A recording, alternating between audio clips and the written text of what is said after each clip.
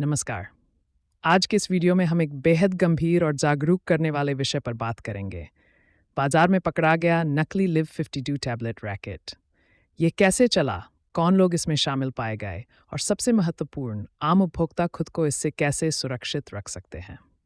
दोस्तों, लिव 52 भारत में एक बहुत ही लोकप्रिय हर्बल लिवर सपोर्ट दवा के रूप में जानी जाती है। लाखों लोग इसे नियमित रूप से उपयोग करते हैं।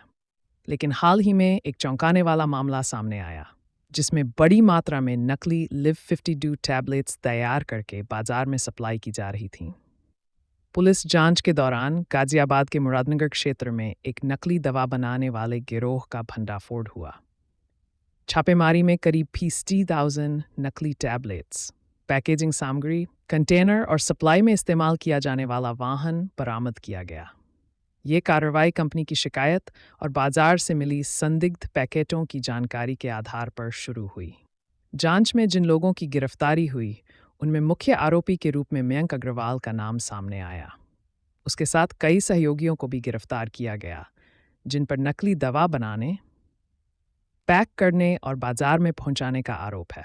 पुलिस के अनुसार ये काम कई महीनों से चल रहा था और सप्लाई अलग अलग इलाकों में की जा रही थी। अब सवाल उठता है, ये रैकेट काम कैसे करता था?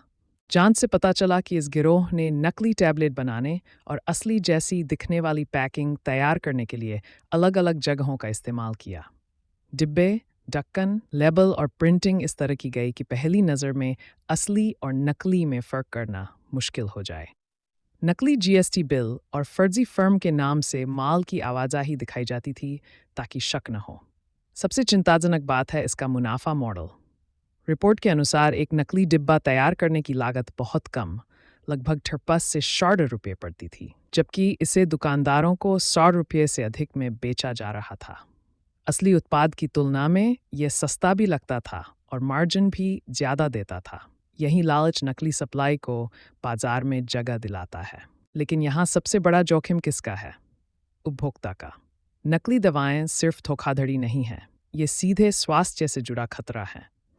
इनमें गलत सामग्री हो सकती है, सही मात्रा न हो सकती है या पूरी तरह बेअसर पदार्थ भरा हो सकता है। कुछ मामलों में तो हानिकारक तत्व भी पाए जाते हैं, यानी आप दवा समझकर जो खा रहे हैं वह आपके शरीर को फ़ायदा नहीं बल्कि नुकसान भी पहुंचा सकती है। तो अब सबसे महत्वपूर्ण हिस्सा, आप खुद को कैसे सुरक्षित रखें। पहला, हमेशा लाइसेंस प्राप्त और भरोसेमंद मेडिकल स्टोर से ही दवा खरीदें।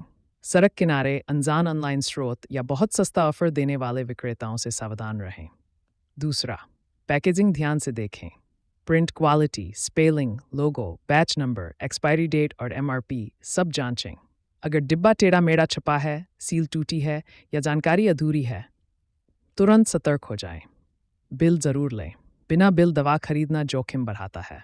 बिल होने से शिकायत और जांच आसान होती है। चौथा, यदि कंपनी की ओर से क्यूआर कोड, हेल्पलाइन या ऑथेंटिसिटी चेक की सुविधा हो, उसका उपयोग करें। पांचवां, यदि आपको दवा संदिग्ध लगे, उसे इस्तेमाल न करें। नज़दीकी ड्रग इंस्पेक्टर, पुलिस या कंपनी की कस्टमर केयर को रिपोर्ट करें। आपकी एक सूचना कई लोगों को नुकसान से बचा सकती है।